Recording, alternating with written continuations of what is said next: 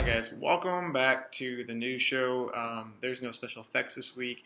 Uh, Not enough time, unfortunately, to do the fancy Colbert-esque writing style that I usually do. Um, I think that I ended up having to spend much more time reading these chapters because it wasn't material that I was as easily able to grasp as I typically could.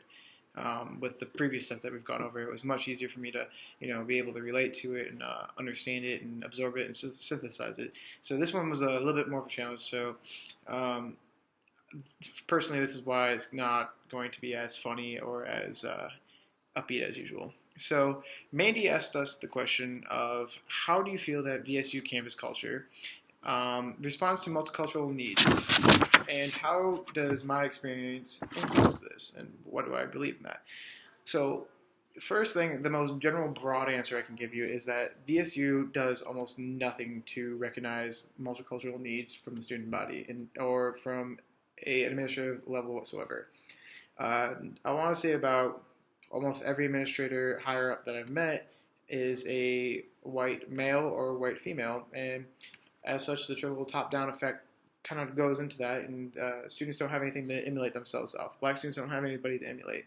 So, outside of that, I think we really lack there, but I think that the university as administration hasn't recognized that over just close to half of our student body is black population, 44%.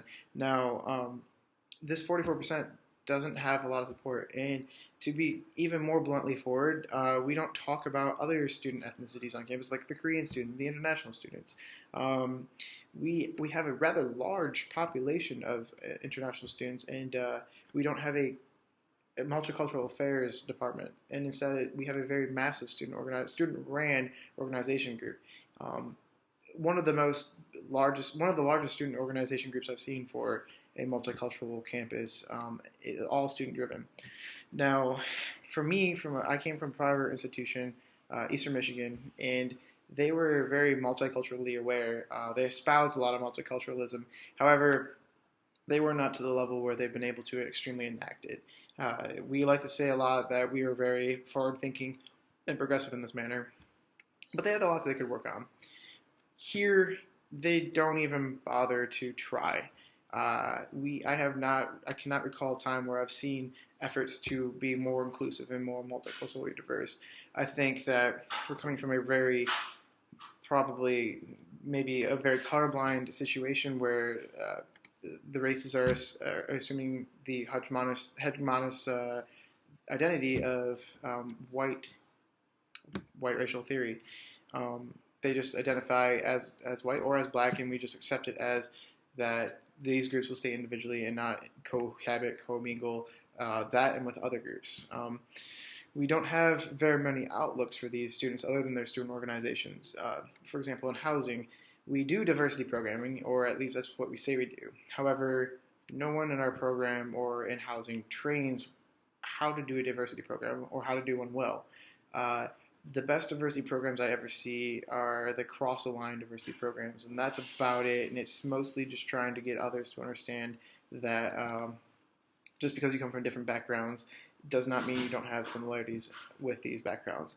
Now, that's probably the extent of how in-depth our diversity programs here at VSU get. I haven't seen a tunnel of oppression here. I haven't seen near about anything I'm used to. We did a very large outside of just race and ethnicity, we've done things such as tell me about, like, for example, they talk about a program.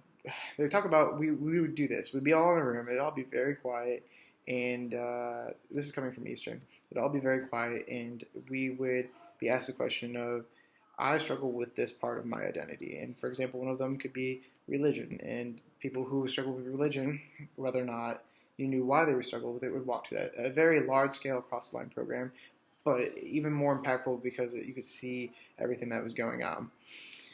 Now, here, like I said, at VSU, we don't do much. The administration doesn't do much.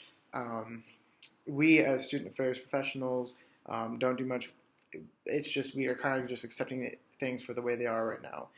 It seems that there has been a rather large student demand for more multiculturalism and more education on that, but the administration and the people training the administration are very ill-equipped to do this. And that's a really unfortunate situation because there is a very strong need for that here on this campus.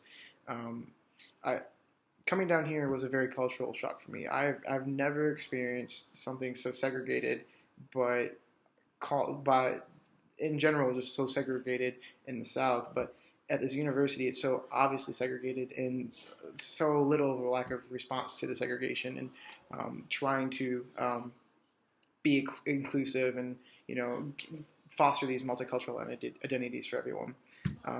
I also think that there's just a lack of knowledge base on the administration of ethnic development of personal identities. So I think that plays a lot of the role in it too as well. So as far as my view on this, it's just unfortunate. Like I truly wish that there was more training, and it's something that myself and a few other of my coworkers have been asking for, at least through the housing portion, because we're co-curricular and we should be teaching students while outside the classroom. The classrooms, they don't really do anything to teach anything either.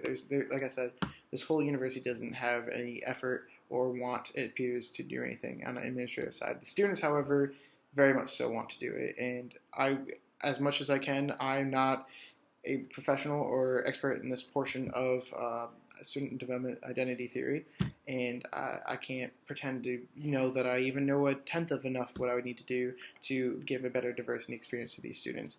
While I wish I could be able to, and I'm attempting to by reading more of this and trying to understand it, like I said, it was very thick for me this time. It was not necessarily thick, but I didn't understand it as well as I usually do, and that kind of drove me really nuts.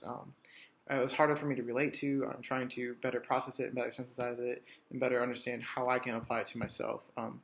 I did do a lot of learning about myself through this and where I need to work on, and what I thought I knew is nowhere near what I actually know, and so that's all really interesting. But I guess to sum it up, Valdosta State really does need a lot of work on this.